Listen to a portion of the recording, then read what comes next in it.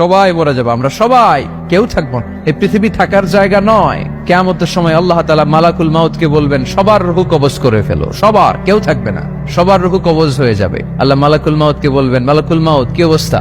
বলবে সব শেষ। মাইয়াপ্পা, কে বাকি?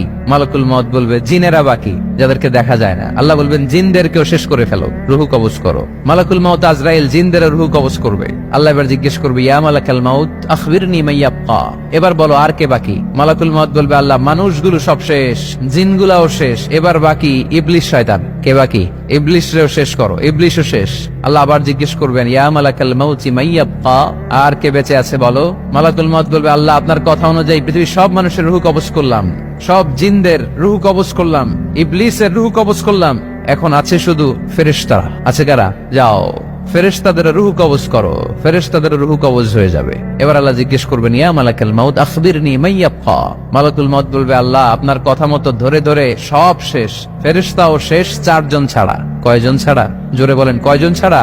ইসরাফিল, জিব্রাইল, মিকাইল, আজরাইল। আল্লাহ এই 4 জন আমরা বাকি। আল্লাহ বলবে, যাও ইযহাব ইনতালিক ইলা জিবরিল ওয়াকবাদ রূহাহ, জিব্রাইলের রূহ কবজ করো। ইযহাব ইলা ইসরাফিল ওয়াকবাদ রূহাহ, ইসরাফিলের রূহ কবজ করো। ইযহাব ইলা মিকাইল ওয়াকবাদ রূহা, রূহ কবজ করো। ওই 3 ফেরেশতাও শেষ। এবার আল্লাহ তাআলা জিজ্ঞেস করবেন, ইয়া মালাকাল মাউত আখবিরনি মাইয়াপ্পা, হে মালাকুল মাউত আর কে বাকি আছে বলো? মালাকুল মাউত বলবে, আল্লাহ আপনার কথা মতো মানুষগুলো শেষ, জিনগুলো শেষ, ইবলিস শেষ, আমার বাকি 3 ভাই ইসরাফিল, মিকাইল, জিব্রাইলও শেষ, শুধু আমি, শুধু আমি। আল্লাহ বলবেন, কেউ নাই? মালাকুল মাউত বলবে, না আল্লাহ কেউ নাই।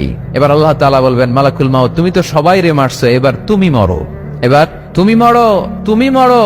শোনার সাথে সাথে মালাকুল মাউতের কাঁপুনি ছুটে যাবে, খিঁচুনি এসে যাবে ভয়ে। আল্লাহ বলবেন, কাঁপুনি দিয়ে তো লাভ নাই, কারণ কুল্লু নাফসিন যায়িকাতুল। রাব্বুল আলামিন বলবেন, মালাকুল মাউত কেঁদো না, এটাই দুনিয়ার বিধান, আমি আল্লাহর দেয়া বিধান, এটাই, জন্মালেই মরতে হয়। যাও, জান্নাত জাহান্নামের মাঝখানে একটা জায়গা আছে, জায়গাটার নাম হলো আরাফ। এই আরাফের মধ্যখানে যে দাঁড়াও, ওখানে যে মালাকুল মাউত কাঁপতে থাকবে। মালাকুল মাউত বলবে, আল্লাহ সৃষ্টির শুরুতে যদি জানতাম, সৃষ্টির শুরুতে যদি জানতাম সবাইকে মৃত্যুদান করার পরে, রূহ কবজ করার পরে আমাকেও মরতে হবে, তাহলে এই কঠিন দায়িত্বের ব্যাপারে আপনার কাছে ক্ষমা চাইতাম। আজকে আমারও যে ভাগ্য বরণ করে নিতে হবে সৃষ্টির শুরুতে, আমি এটা কল্পনাই করতে পারি নাই। আল্লাহ বলবেন, নো টক, মুত ইয়া মালাকাল মাউত, মর, মরে যা, মুত, মরে যাও।